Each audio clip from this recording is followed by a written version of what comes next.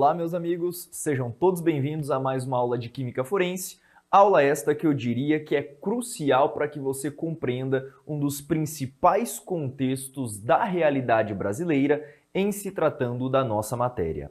Na nossa aula de hoje, eu vou conversar com você um pouquinho a respeito de alguns tópicos relativos a entorpecentes, também conhecidos como drogas ilícitas, e o nosso roteiro da aula de hoje vai perspassar alguns tópicos que são de fato bastante relevantes aqui para nós.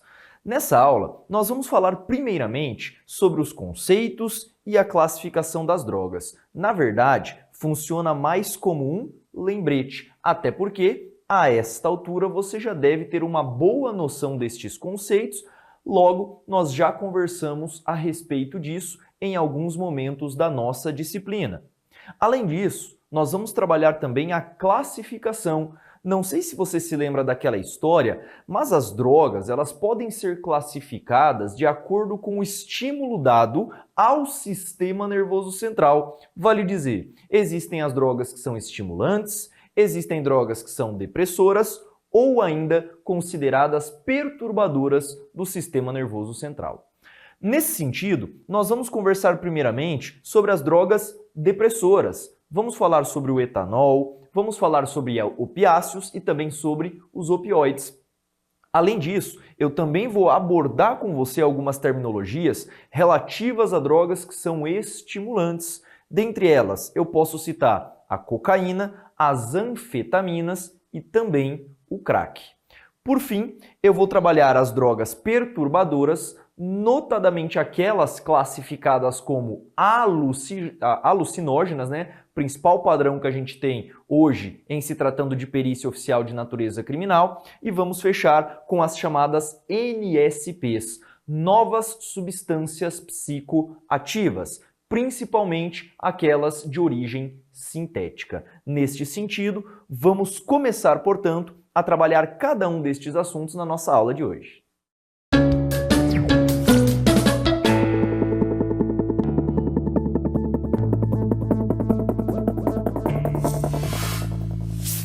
Iniciando o primeiro tema da nossa aula de hoje, justamente o tema de conceitos e classificação das drogas, eu primeiramente quero lembrá-lo de qual é o conceito. Quero lembrá-lo qual é o conceito dado pela Organização Mundial da Saúde no que diz respeito a esta expressão, droga. Droga é toda substância natural ou sintética que, devido à sua natureza, ela tem capacidade de alterar alguma característica fisiológica do corpo humano. Este conceito não é novo para nós. Nós já falamos, inclusive, de conceitos dados à droga ilícita, droga lícita e também droga de abuso. Além disso, a doutrina complementa este conceito de droga afirmando ainda que esta droga é uma substância bruta que apresenta um potencial de adicção. Lembrando que a literatura do professor Passagli é uma literatura relacionada à toxicologia forense. Portanto, eu diria uma vertente mais lapidada, mais aprimorada do que vem a ser o conceito de droga num contexto mais toxicológico. Nesse sentido, a Lei 5.991 ainda vai definir a droga como sendo uma substância ou matéria-prima que tenha uma finalidade ou medicamentosa ou ainda sanitária. O foco, portanto, no contexto pericial, e isso não pode ser esquecido por você, é justamente este aspecto relativo às drogas ilícitas. E doutores e doutoras, droga ilícita é aquela droga que tem previsão na portaria 344 de 98 da Secretaria de Vigilância Sanitária no âmbito do Ministério da Saúde. Esta é a portaria referência para você dizer se uma substância é proscrita ou se ela é permitida. Além disso, aqui nesta portaria você vai encontrar ao longo dos anos uma série de atualizações. Até porque nós sabemos que numa rotina pericial se constata inovações químicas no que diz respeito às drogas a todo momento. Em se tratando de drogas sintéticas, isto é muito reiterado na constatação dada pelas polícias. Além disso, é importante lembrar desta classificação, só para você não se perder. Drogas perturbadoras do sistema nervoso central são também chamadas de drogas psicodislépticas. Existem as drogas que são depressoras do sistema nervoso central, chamadas de psicolépticas. E por último, nós temos as drogas chamadas de estimulantes do sistema nervoso central, ou ainda psicoanalépticas. Bacana.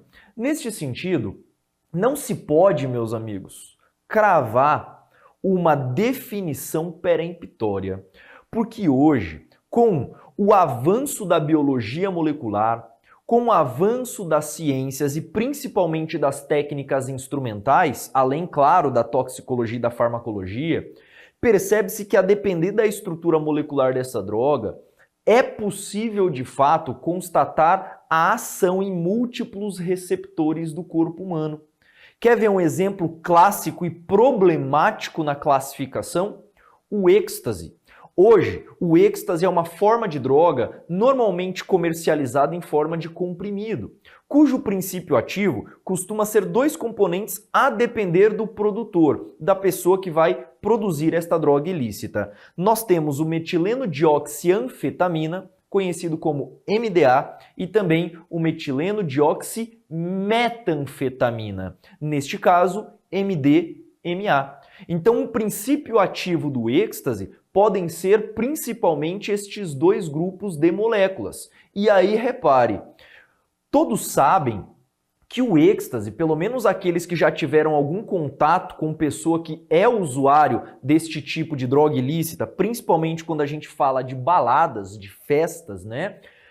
As pessoas que são usuárias tendem a se animar, tendem a ficar mais animadas com a ingestão deste tipo de droga, até porque, via de regra, ela acaba sendo uma droga excitatória.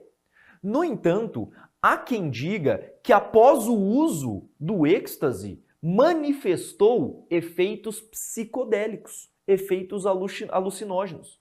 Isso faz com que a droga seja descaracterizada como estimulante e passe a ser considerada uma perturbadora. Então nós temos uma dificuldade na classificação a depender da substância química que nós estamos de fato lidando. Este seria um exemplo clássico, justamente o êxtase. Por isso, no momento adequado, cada peculiaridade da ação das drogas será enfatizada aqui na nossa aula. Claro, sempre abordando aquelas nuances que são de fato bastante importantes para nós. Vamos começar, portanto, o assunto de drogas ilícitas a partir daquelas drogas conhecidas como drogas depressoras do sistema nervoso central.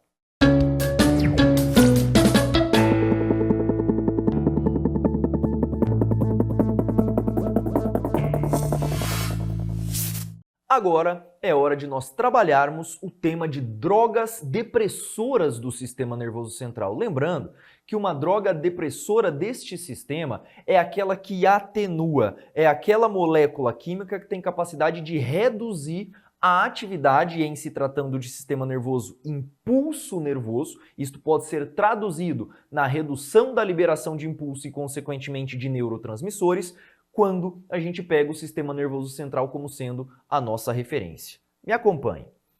Primeiramente, nós vamos começar falando a respeito do etanol. Bom, o etanol, ele é uma molécula química que tem a seguinte fórmula: CH3, CH2 e nós temos também um OH, um grupamento hidroxila ligado a um carbono que também está ligado a outro carbono. Se nós temos 2 carbonos, pela nomenclatura dada pela IUPAC, o nosso prefixo é ET, temos apenas ligações simples, então o intermediário ali é AN, e como se trata de um grupo do tipo álcool, nós temos o OL, terminação, portanto, dada essa nomenclatura etanol, ou ainda álcool etílico. Ambas as nomenclaturas são importantes para nós. Meus amigos, o etanol, sem dúvida, é uma das drogas mais antigas constatadas na humanidade Inclusive, em épocas constatadas algumas fermentações em água que continha muitas vezes alguns tipos de plantas junto a elas, como a própria questão do lúpulo, né? Então isso é extremamente antigo e constatada em comunidades pré-históricas, em que muitas vezes água parada junto a alguns tipos de planta fermentava e originava, portanto, o etanol por fermentação etílica. As propriedades físico-químicas do etanol são muito importantes que você se lembre. A primeira delas é que se trata de uma molécula anfipática. Professor, por que o etanol é considerado uma molécula anfipática? Veja bem, quando nós falamos de grupamento CH3 e CH2, essa porção aqui da molécula é uma porção extremamente hidrofóbica. Estamos falando de um hidrocarboneto. Agora, quando nós analisamos o grupamento hidroxila, este grupamento é extremamente polar, com muita afinidade pela água, enquanto a cadeia carbônica é extremamente apolar. Por isso que nós podemos afirmar que o etanol é considerado uma molécula anfipática. Portanto, ele consegue se misturar muito bem em solvente orgânico e também na própria água. Logo, podemos afirmar que ele apresenta uma ótima, uma boa permeabilidade celular. Professor, o que isto significa? Vem comigo. Quando nós falamos sobre permeabilidade celular, eu estou falando da tendência que uma molécula química tem de adentrar o ambiente da célula e, consequentemente, modificar as suas funções. Eu estou falando de absorção. E a absorção é nada mais do que a passagem de uma substância do meio externo para o meio interno. Só uma observação importante.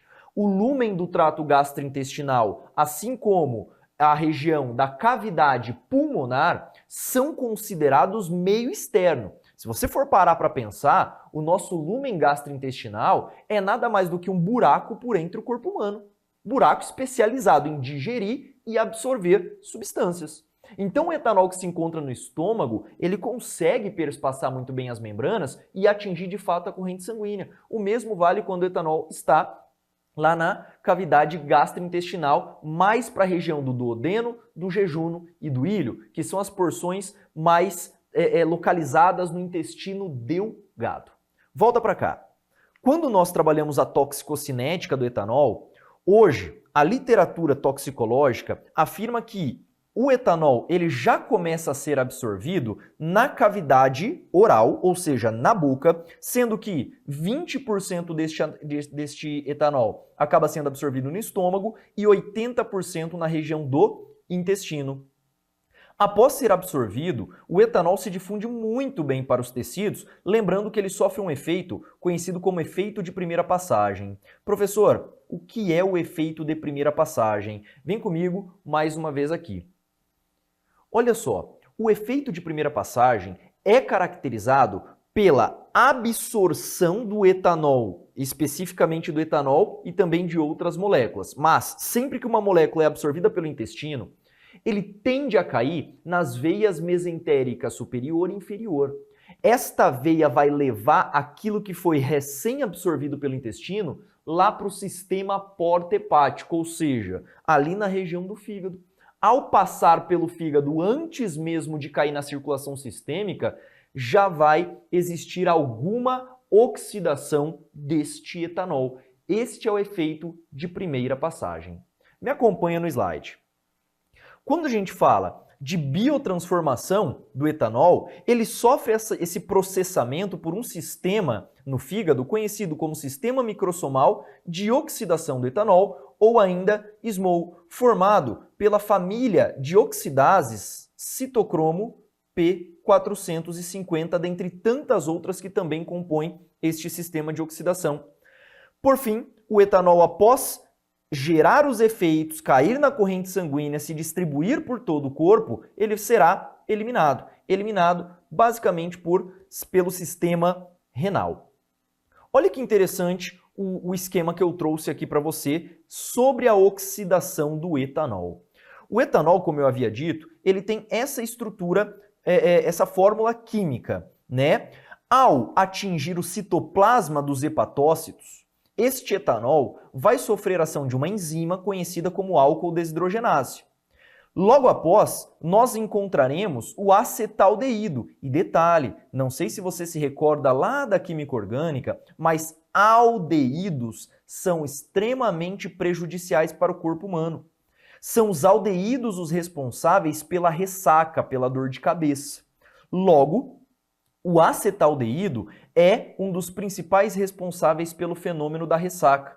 Mas a oxidação não fica por aí não. Na sequência, lá na mitocôndria, existe mais uma enzima, conhecida por aldeído desidrogenase, transformando este etanol em acetato, ou ainda em um componente mais ionizado. Você pode perceber aqui a carga negativa, justamente porque ali o ácido carboxílico, um C-O, OH, quando este hidrogênio se ionizar, este oxigênio fica com carga negativa. E é justamente o que a gente encontra nesta situação de acetato, que pode gerar, por exemplo, a pessoa embriagada, um quadro de acidose metabólica. Tudo bem? Por quê? Porque isso é o ácido acético. Quando ele ioniza esse hidrogênio, ele vai, portanto, a se apresentar na forma ionizada. E qual seria a toxicodinâmica? Como o etanol interage com o corpo humano? Meus amigos, até hoje não foi identificado um receptor específico para o etanol. Mas hoje nós sabemos que esta molécula atua em diversas proteínas de membrana, desestabilizando-as. No entanto, temos hoje o conhecimento que há um receptor específico conhecido como receptor GABAérgico e também os receptores NMDA, que são, nesse último caso, o NMDA, um canal de cátion, receptor de glutamato, responsável pelo estado de consciência. Olha só, eu vou esquematizar para você um desenho só para você compreender um pouquinho melhor. O receptor GABAérgico é um receptor, é um canal de membrana, um canal que vai ser responsável por bombear cloro, ou melhor dizendo, por permitir a entrada de cloro para dentro do ambiente celular. Então o cloro passa por um poro no receptor GABAérgico.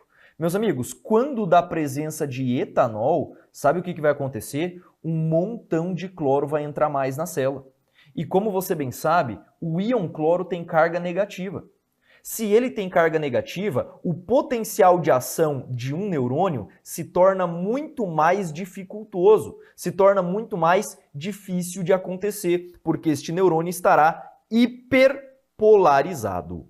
Então este é o mecanismo principal de ação do etanol que nós encontramos também na literatura de toxicologia. E aí sobre o receptor NMDA, o etanol desestabiliza. Ele não permite a correta ligação ou a correta cascata bioquímica de ativação do canal via glutamato. Então este seria a principal ação que a gente encontra do etanol. Agora é hora de nós falarmos sobre os opioides e sobre os opiáceos. Olha que interessante, vem comigo aqui mais uma vez.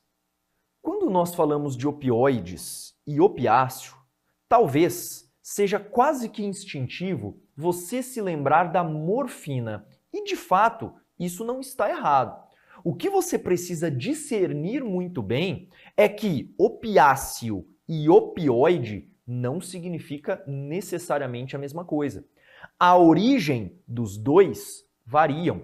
Quer ver? Quando eu falo de opiáceo, eu estou falando de um extrato natural de uma planta conhecida como ópio, melhor dizendo, por produzir um produto conhecido como ópio, cuja nomenclatura é Papaver soniferum. Olha que interessante. Agora, quando eu falo de opioide, eu não estou falando de uma substância natural extraída da planta, mas sim de compostos que são sintéticos. Então, opiáceo natural, opioide sintético. Vem comigo mais uma vez para o slide. Meus amigos, a famosa papoula. Os opiáceos, como a codeína e a morfina, detalhe, nós encontramos a codeína e encontramos morfina a partir do extrato natural.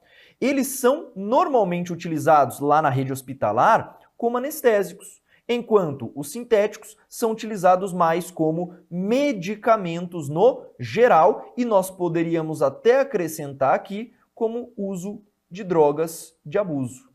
Poderíamos até acrescentar essa informação de tamanha a relevância dessa classe. Olha só, eu apresento para você a estrutura molecular entre a morfina e a heroína. Repare que pela estrutura molecular são substâncias extremamente apolares. Basicamente, o núcleo da molécula é formado de carbono e hidrogênio. Agora, eu quero que você note um ponto muito importante: extremidades. Aqui no nosso lado direito, eu tenho um grupamento metil, aqui eu tenho uma hidroxila e aqui eu também tenho uma hidroxila. Essa é conhecida como morfina. Agora, se eu pegar a molécula de baixo, olha o que vai acontecer aqui, ó.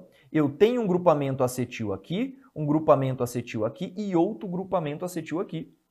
Repare que eu tenho duas hidroxilas aqui, enquanto na heroína, olha que coisa, enquanto na heroína, que é considerada uma droga semissintética, tá? Nós temos dois acetis.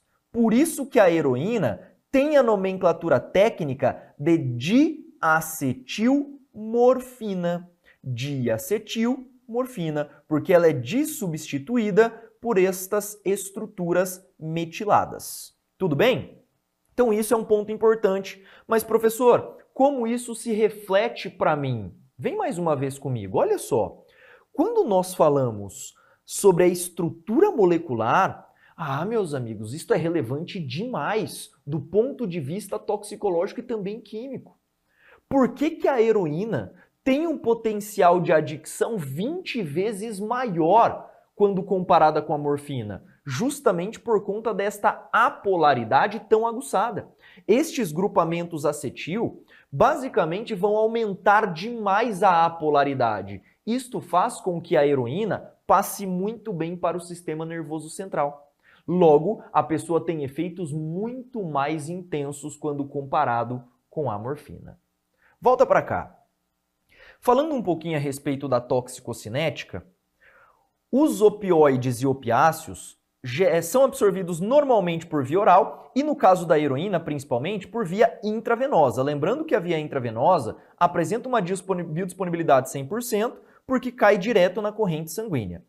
Como eu havia dito, estas substâncias são muito apolares, logo apresentam baixa solubilidade no sangue e acabam, portanto, se ligando a proteínas para serem transportadas.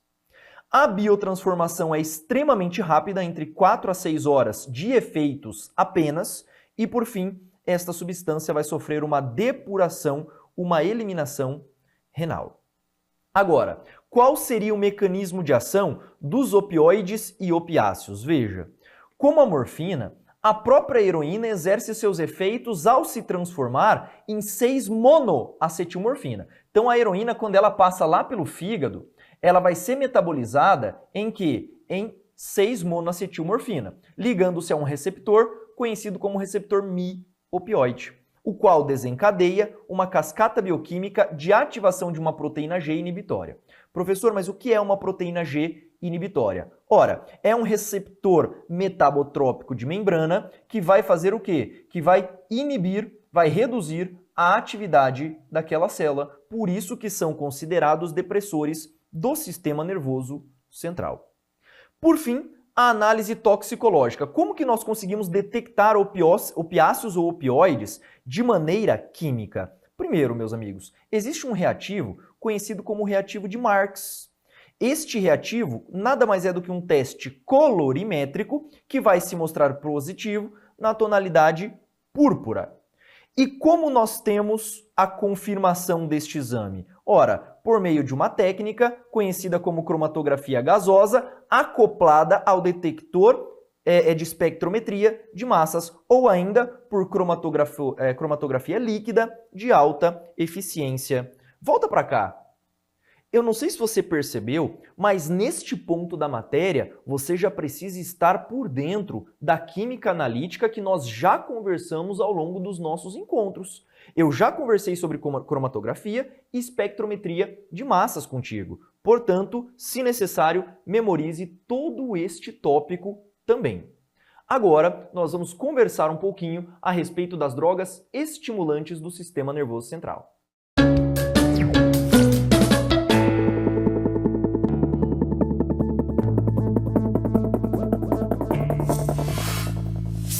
Agora é hora de nós conversarmos um pouquinho sobre as drogas estimulantes do sistema nervoso central.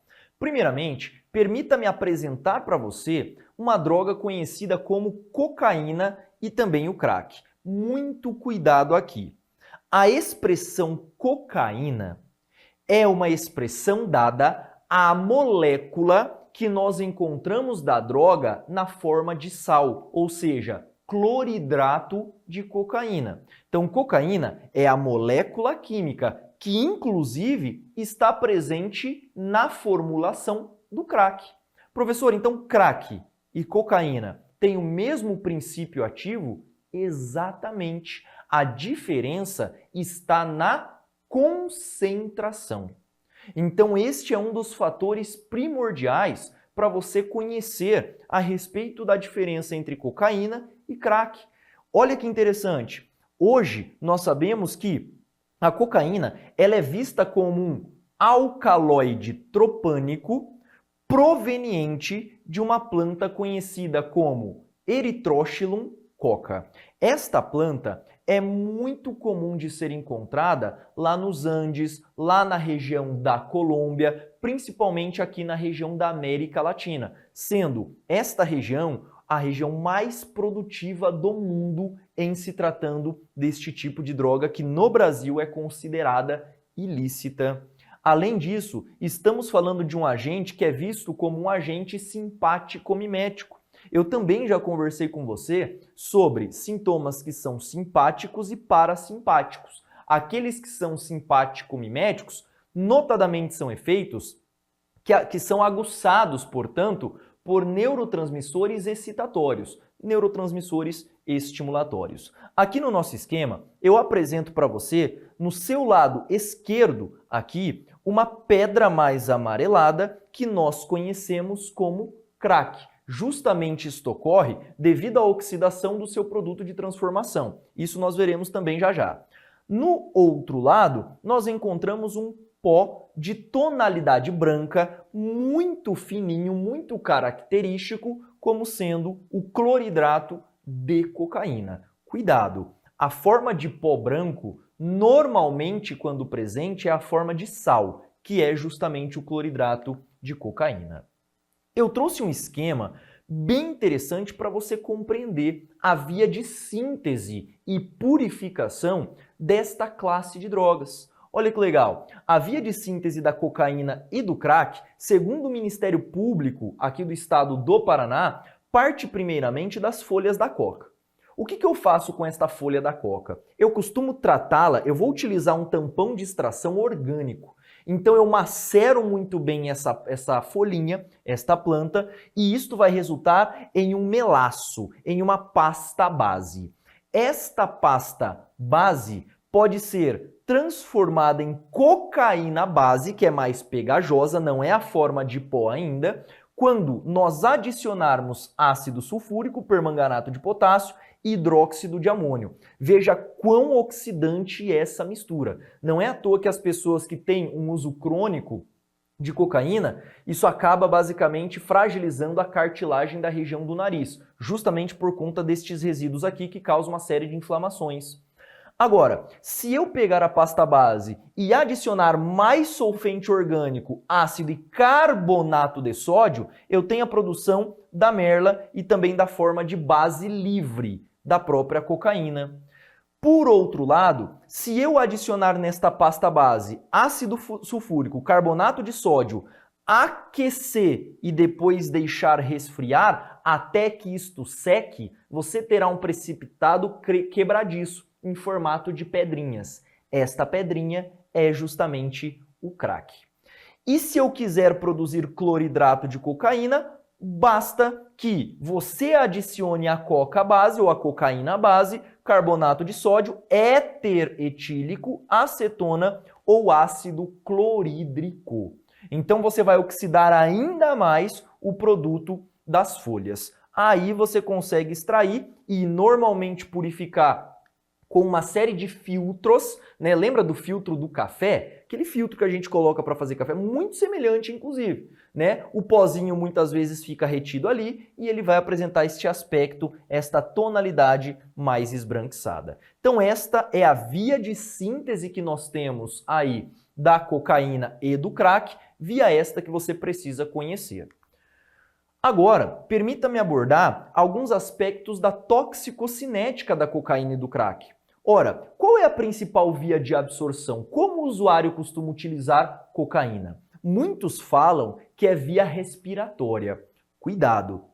Quando uma pessoa cheira cocaína, este pó não atinge os pulmões. Este pó cai na câmara nasal e é absorvido, portanto, por via intranasal. Este pó não chega aos pulmões, pelo amor do que você acredita, tá? Agora, quando nós trabalhamos outras modalidades de uso, a via oral também pode aparecer aí. E isso tem um problema. Se eu administrar via oral a cocaína junto com o etanol, nós temos a produção de um composto conhecido como coquetileno. É um composto extremamente hepatotóxico e pode levar a overdose. Tudo bem? Temos a forma de absorção pulmonar, que é aquela forma de utilização do crack via cachimbo, em que a pessoa aspira uma fumaça, não é o pó, hein? É uma fumaça. E por fim, na verdade não é nem uma fumaça. Quando a gente fala de fumaça, estamos falando de pequenos resíduos sólidos ali. Ali vai ser literalmente um vapor, uma forma vaporizada do crack. E por fim, via intravenosa. Eu particularmente já fui designado para realizar uma perícia de cocaína líquida. Tem até uma tonalidadezinha azul. Então todas estas são as formas de absorção. Após ser absorvido, esta cocaína, ela também é uma molécula extremamente apolar. Portanto, ela migra muito bem para os tecidos, atingindo com certa facilidade o sistema nervoso central. Nisso, ela pode ser biotransformada em norcocaína e as chamadas equigoninas, metilequigonina, benzoilequigonina, dentre outros elementos. Só abrindo um parênteses, as equigoninas é que são detectadas na urina de uma pessoa que é usuária de cocaína, num potencial exame toxicológico, como acontece com os motoristas profissionais e também alguns concursos públicos exigindo teste toxicológico. Jamais, eu já falei com você sobre isso, jamais podemos associar cocaína com o uso de etanol. Por quê, professor? Por conta da formação daquele composto extremamente hepatotóxico conhecido como coca-etileno. Isto pode levar o indivíduo a óbito. E por fim, esta cocaína acaba sendo liberada via rins, via renal. E a toxicodinâmica? Lembrando que a toxicocinética, ela estuda o percurso daquela droga ao longo do corpo humano. Já a toxicodinâmica estuda a relação desta substância com receptores de membrana ou ainda com receptores intracelulares. Falando um pouquinho então sobre a toxicodinâmica da cocaína, esta droga ela é responsável por inibir a recaptação neuronal de dopamina e também de outros neurotransmissores em uma versão menos acentuada da serotonina e também da noradrenalina. Então, como assim, professor? Não entendi inibir recaptação. Ora, perceba o contexto. Um neurônio, ele pode liberar neurotransmissores ali na fenda sináptica. Estes neurotransmissores, estas vesículas contendo os neurotransmissores, elas vão ser estimuladas, portanto, a liberar na fenda sináptica neurotransmissores que são excitatórios.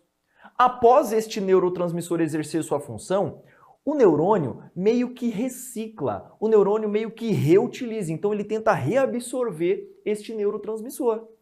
O que a cocaína faz? Ela bloqueia essa recaptação, fazendo com que estes neurotransmissores aumentem o tempo de meia-vida lá na fenda sináptica.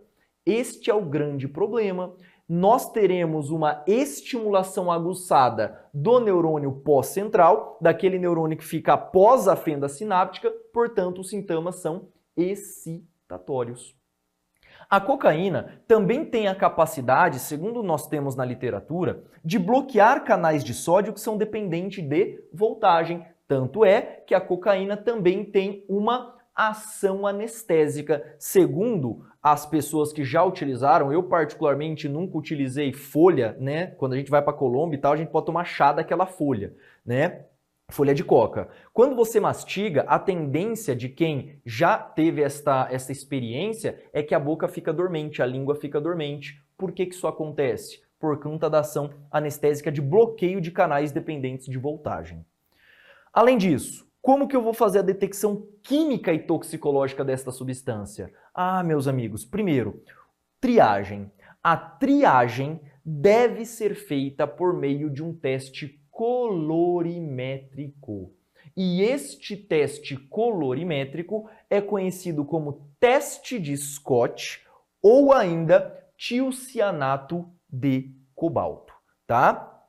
O exame de tiocianato de cobalto ou ainda teste de Scott, ele vai se mostrar azul quando positivo. É aquele exame que você muitas vezes vê naquelas séries de aeroportos, por exemplo, né? E como que eu posso confirmar que isto é de fato cocaína, professor? Ora, por meio da espectroscopia de infravermelho, técnica que nós já vimos, conhecida como FTIR, ATR, ou ainda por cromatografia gasosa acoplada ao detector de espectrometria de massas, ou ainda por cromatografia líquida de alta eficiência. São estas as formas de detecção dessa droga.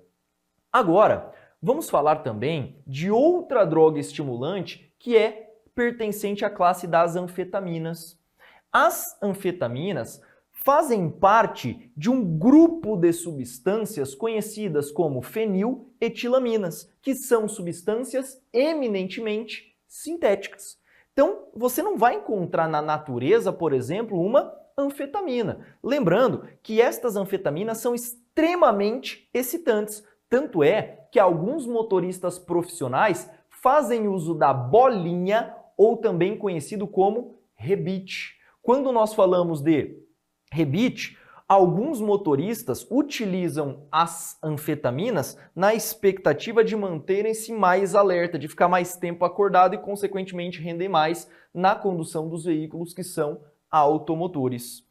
Logo, quando que as anfetaminas são recomendadas para uso? Primeiro, existem algumas anfetaminas que são vistas como anorexígenas ou anorexigênicas.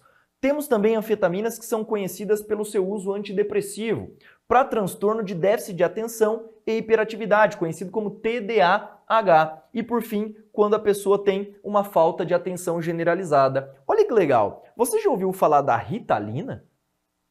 Para os íntimos, Ritinha, né? Você já ouviu falar do Venvance? Meus amigos, estas classes de medicamentos são derivados de anfetaminas. Então não é toda anfetamina que é proibida no Brasil, mas apenas aquelas que estão proscritas pela portaria 344. Um exemplo, metanfetamina. A metanfetamina não pode ser utilizada largamente no Brasil, principalmente para fins de comércio e também venda em qualquer tipo de relação entre as pessoas. A alteração da fisionomia. Meus amigos, a anfetamina é extremamente anorexigênica. A pessoa tende a modificar a sua feição, emagrecer demais, muitas vezes se tornando um usuário crônico. Eu trouxe como exemplo aqui para você o êxtase, que neste caso pode apresentar MDA ou MDMA como princípio ativos, que nada mais são do que derivados sintéticos também de outros tipos de anfetaminas. Qual seria a toxicocinética desta classe? Primeiro, as anfetaminas sofrem absorção intranasal ou ainda oral. No caso do comprimido, a pessoa ingere, né? Então, via oral. Só que pode haver, por exemplo, cristal. Quando a pessoa quebra aquele cristalzinho né, você pode aspirar aquele pozinho do cristal. A distribuição pelo corpo é bastante ampla, com ação generalizada, gerando um sintoma que nós conhecemos como ressaca hídrica ou hipertermia. A pessoa tende, portanto, a elevar demais a temperatura do seu corpo, é só você se lembrar, por exemplo, das baladas, e a tomar muita água. Isto gera hiponatremia dilucional, ou seja, você dilui muito o seu sangue, o que pode levá-lo a síncope, ao desmaio. Além disso, a biotransformação, que é uma forma de reduzir a meia-vida deste tipo de molécula, é por hidroxilação oxidativa e a eliminação se dá de maneira renal. A toxicodinâmica envolve um mecanismo principal de liberação da vesícula. Olha como isso é importante, meus amigos. A cocaína e o crack, que também possui a molécula de cocaína, eles inibem a recaptação de neurotransmissores, notadamente dopamina, serotonina e noradrenalina. Agora, as anfetaminas, elas não inibem a recaptação apenas, em uma pequena escala de fato inibe. Só que o principal mecanismo de ação é estimular a liberação de vesículas de dentro do neurônio para a fenda sináptica. Isto, portanto, aumenta a concentração de neurotransmissores lá na fenda e, consequentemente, estimulando de um tanto o neurônio que vai se localizar mais ali à frente. No que diz respeito à análise toxicológica, como que eu identifico quimicamente uma anfetamina? Ora, o teste de triagem utiliza o reativo de Marks ou também o reativo de Simon, que vai ficar numa tonalidade bem azul, bem bi, que a gente costuma falar quando positivo. O exame confirmatório é uma técnica robusta, seja por CGMS, por cromatografia líquida, com detector de luz ultravioleta e também na faixa do visível. Estas são as técnicas analíticas que são preconizadas pela comunidade internacional, inclusive. E aí, dentro dos testes presuntivos para os anfetamínicos, eu trouxe a anfetamina, a metanfetamina, o MDA e o MDMA. No caso do reativo de Marks, a anfetamina ficará laranja ou ainda numa tonalidade mais marrom, metanfetamina bem mais alaranjado, o MDA e o MDMA em tonalidade mais preta. Agora, quando a gente pega o reativo de Simon, ele tende a ficar em tonalidade marrom. Esta tonalidade marrom, quando negativo, é importante citar aqui para você, ele vai ficar mais numa tonalidade neutra, eu diria, porque o próprio reativo tem esta tonalidade mais marrom. Pode ficar, no caso, azul intenso, rosa claro e, por fim, azul intenso. Olha que interessante. Estes são os resultados que você vai encontrar com o reativo de Marks, enquanto o Simon, que é inclusive o principal utilizado em laboratório forense de química, acaba diferenciando o MDA e o MDA. Esta é a funcionalidade. O MDA fica rosa claro, o MDMA fica azul intenso, que eu brinco com você, que é o azul caneta Bic, quando a gente identifica, portanto, esta molécula de MDMA.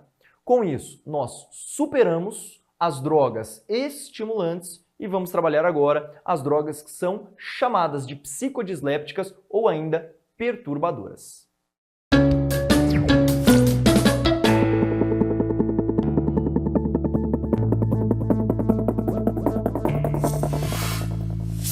Vamos falar agora a respeito das drogas perturbadoras do sistema nervoso central. Me acompanhe. Primeiramente, conhecendo essa danadinha que você certamente já deve ter ouvido falar, começaremos o tópico com a famosa maconha, onde nós encontramos os canabinoides. Bom, quando nós trabalhamos os canabinoides, é importante citar que, em se tratando da plantinha conhecida como a cannabis sativa, esta planta tem uma característica muito típica: folhas muito bem descritas pela literatura, bordos serrilhados. Além disso, esta folha ela é composta. Eu tenho uma nervura central e eu tenho várias folhas no entorno. Nós chamamos isto de folha composta, sempre apresentando um número ímpar de folíolos, imparipinada. Repare que quando você destaca uma folha de maconha, você consegue perceber essa descrição. Ora, a maconha, ela possui, como nós acabamos de ver, canabinoides. Só que a resina da inflorescência da maconha vai produzir uma quantidade de canabinoides muito mais concentrada, conhecida como haxixe, que corresponde a esta resina que você consegue ver aí mais à sua direita. Então nós temos a maconha, neste caso, sendo utilizada em uma forma de administração conhecida como baseado, e no lado direito você tem a resina oriunda da maconha, vista como haxixe. Ora, é como se eu dissesse para você, vem aqui comigo. Enquanto a cocaína, olha que coisa, o cloridrato de cocaína é uma versão, digamos, mais light da cocaína, o crack é uma versão muito mais concentrada. Só para você ter uma ideia, o crack ele pode apresentar entre 40% e 60% de cocaína, diferente do cloridrato, que gira em torno de 15%. Agora, quando nós pegamos canabinoides, a ideia é muito semelhante. A folha macerada, muitas vezes utilizada para formar o baseado, esta folha tem de 4 a 12% de canabinoides, principalmente um canabinoide conhecido como delta-9-THC. Já o haxixe, meus amigos, 40% de canabinoides, também sendo utilizado de forma fumada, de forma em cachimbos muitas vezes. Volta para a tela. Então, além disso, é importante nós compreendermos como que se dá a toxicocinética da maconha, né? Bom, primeiramente, a maconha pode ser absorvida principalmente por via respiratória. É bem verdade que a biodisponibilidade pela via respiratória gira em torno de 8 a 24%. Agora, em se tratando da via oral, eu confesso, doutor, isso está na moda, hein? Está na moda chegar lá na polícia, bolo com suspeita de ter maconha, canabinoides, brigadeiro, alguns dão até apelidos, né? Brigadonha, bolonha, aquele troço todo que a gente chega a constatar no inquérito policial. Então, por via oral, a biodisponibilidade é bem menor, gira em torno de 4 a 12%. Na sequência, estes canabinoides sofrerão uma ampla distribuição pelo corpo e vão adentrar o sistema nervoso central com biodeposição principalmente em tecido adiposo. Meus amigos, os canabinoides são extremamente apolares, então eles tendem a se biodepositar lá no tecido adiposo, que algumas pessoas apresentam mais, enquanto outras apresentam menos. A biotransformação da maconha, mais precisamente dos canabinoides, gera oxidação e conjugação com ácido glicurônico. E, por fim, a eliminação se dá via renal. E qual seria o mecanismo de ação, professor? A toxicodinâmica. Ora, os canabinoides, eu não sei se você sabia, eles têm um receptor próprio no corpo humano. Professor, como assim? Eu não sei se eu consegui compreender muito bem. Então vem para cá. Olha que coisa. Você sabia que o corpo humano produz canabinoides? Tanto é que eles são chamados de endocannabinoides. E muitas células possuem receptores do tipo canabinoide. Seja aquele localizado no sistema nervoso central, conhecidos como CB1, seja nos macrófagos periféricos, em basófilos. Então, o nosso corpo já possui naturalmente estes tipos de receptores. Volta para o slide. Estes receptores são vistos como receptores acoplados à proteína G inibitória. Professor do céu, mas espera aí. A maconha não é uma droga perturbadora? Sim, meus amigos, é exatamente isto. Esta proteína G inibitória, ela pode inibir uma via inibitória ou inibir uma via estimulatória.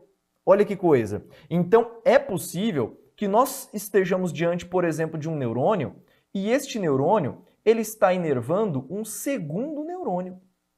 Um segundo neurôniozinho. Olha que legal. Então, se este cara aqui inibe esse aqui, logo nós temos um decréscimo da atividade.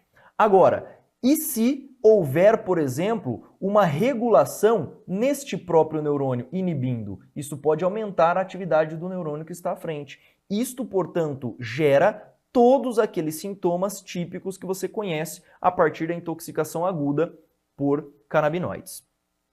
E o exame químico? Veja, a análise toxicológica basicamente parte da premissa de um teste colorimétrico, conhecido como FAST-Blue-B ou Duquesnoy-Levine, enquanto a análise confirmatória é diferenciada. Nós podemos fazer uma análise macro e microscópica da folha, podemos também acoplar isto num CGMS, cromatografia líquida de alta eficiência, ou ainda detectar os canabinoides, principalmente o delta-9-THC, onde, professor? Na técnica de espectroscopia de infravermelho.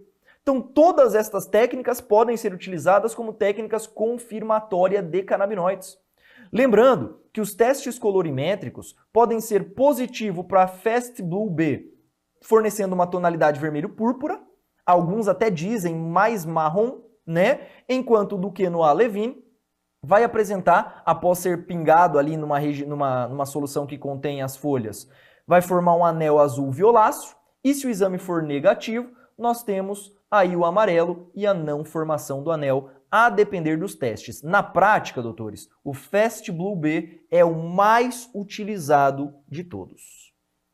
Agora, vamos falar sobre drogas psicodélicas ou alucinógenas. Vem comigo aqui mais uma vez, olha só. Meus amigos, se houver citação de psicodislipsia ou ainda de perturbação do sistema nervoso central, eu quero que você memorize de prática os alucinógenos, principalmente o LSD. A dietilamina do ácido lisérgico é o alucinógeno mais potente conhecido hoje. Volta para a tela. Este alucinógeno, ele é um composto natural, só que já existem formas dele produzido de maneira sintética. Este LSD, vulgarmente conhecido como ácido ou como doce, é a mais potente droga semissintética alucinógena derivada da ergotamina, principalmente de um funguinho do esporão do centeio, conhecido como Clavíceps purpúrea.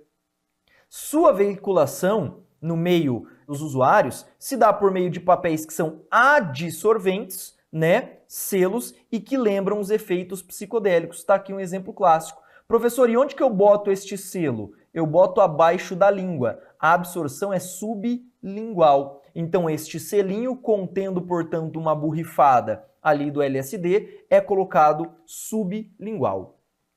E qual seria a toxicocinética? Ora, a absorção do LSD se dá por baixo da língua. E esta absorção, portanto, não gera o efeito de primeira passagem.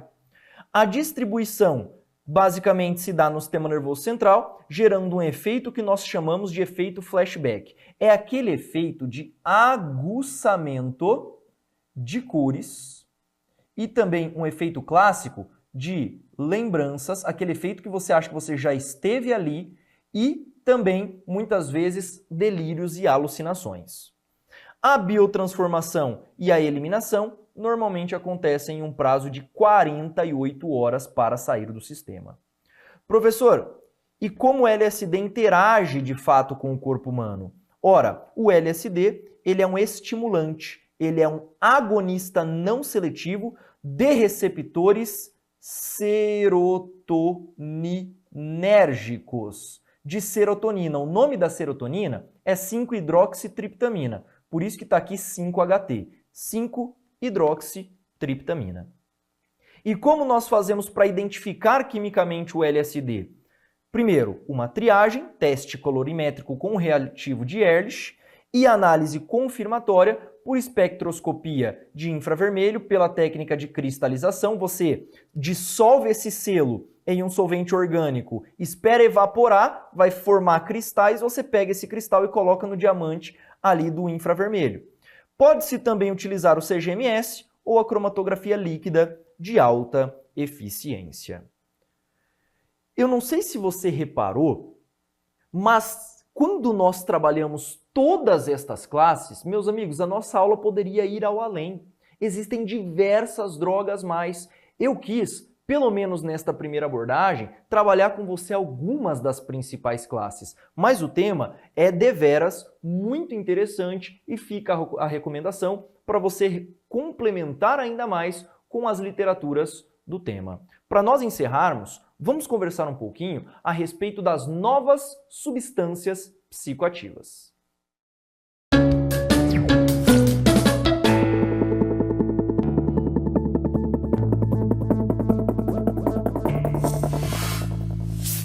Para nós encerrarmos o tema de drogas ilícitas, nada melhor do que nós abordarmos um pouquinho de algumas novidades que estão sendo destacadas nas apreensões, nas buscas e apreensões feitas pela polícia, dentre novas drogas que surgem no mercado. Estas drogas são normalmente apelidadas de NSPs, ou novas substâncias psicoativas. Professor, quais são estas drogas mais encontradas dentro desta classe?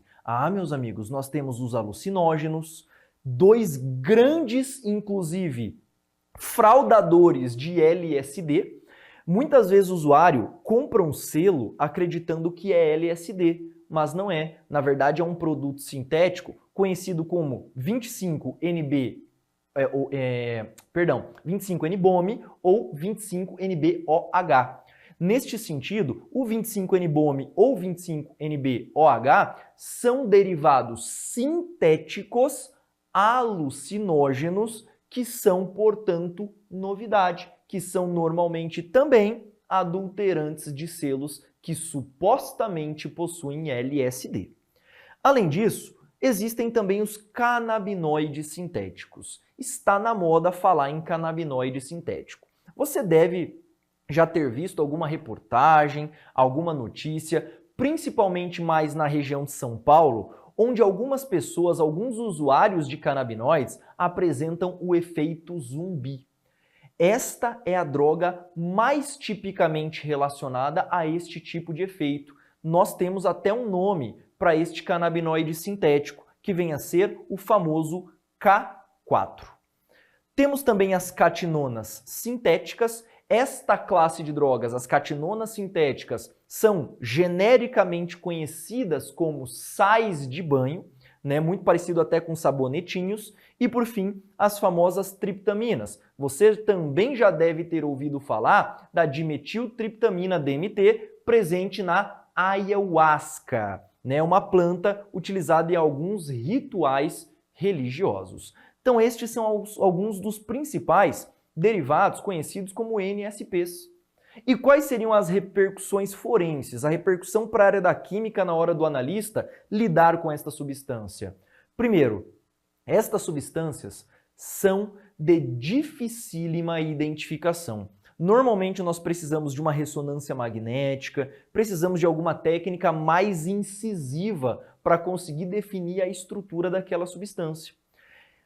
Por serem drogas novas, às vezes ela não encontra respaldo na portaria 344, portanto não é crime você comercializar esse tipo de substância. Olha que coisa! O ponto de partida das análises também se torna prejudicado. Você vai começar com um teste colorimétrico? Qual teste? Não existe um teste para uma substância que é nova. Então, como você vai desempenhar este pontapé de partida das análises? Você normalmente já vai começar com uma técnica robusta. Por exemplo, uma espectrometria de massas após um CG. Seria um exemplo clássico de uma bateria analítica.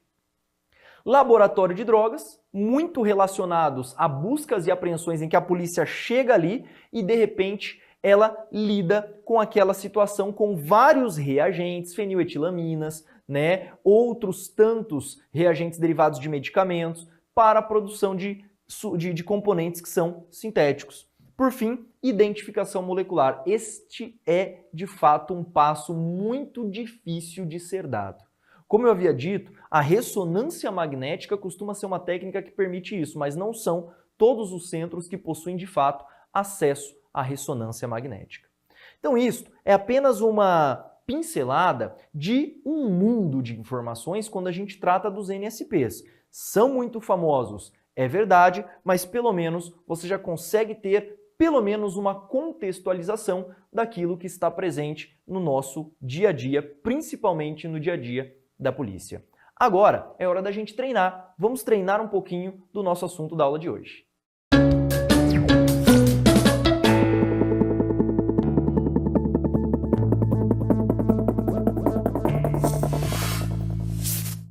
Vamos ver como este assunto já apareceu, inclusive, numa prova de perito criminal da PSERG, da Polícia Civil do Estado do Rio de Janeiro? Me acompanhe. Na perícia de um indivíduo sob efeito de prováveis drogas ilícitas, pode-se realizar a pesquisa de drogas no sangue ou na urina.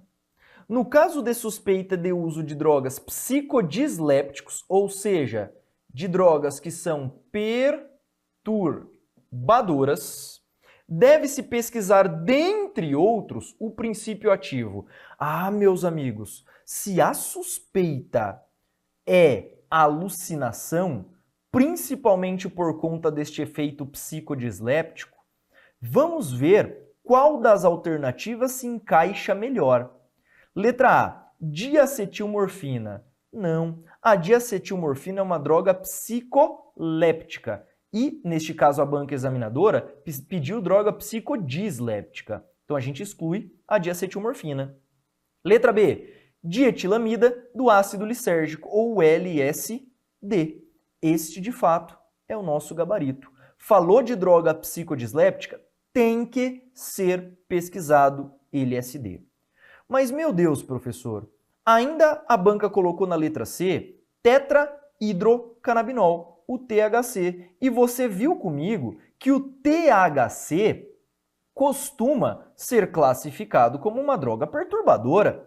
Meus amigos, a maconha ou o THC não é a primeira suspeita quando uma pessoa apresenta alucinação. Inclusive, não é comum o THC a pessoa gerar estes tipos de alucinação. Pelo menos não é tão comum assim. Por isso que a banca desconsiderou o gabarito letra C. D, destrometorfano, também um agente da classe dos opiáceos, ou melhor dizendo, opioides. E, por fim, a tetracaína, também utilizado como anestésico, muitas vezes local. Logo, realmente o nosso gabarito aqui, letra B de bola. Esta vem a ser, portanto, a forma em que a banca examinadora já cobrou este conteúdo em questões de concurso público. Visto isso, eu encerro com você, portanto, esta questãozinha, só para você compreender melhor a forma que isso já foi abordado em prova.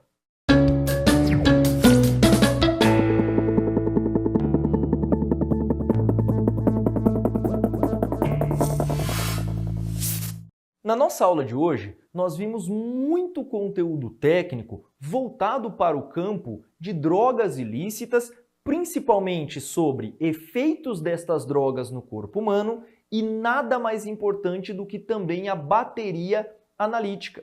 Me acompanha no slide. Nós vimos, no primeiro momento, a respeito da classificação das drogas.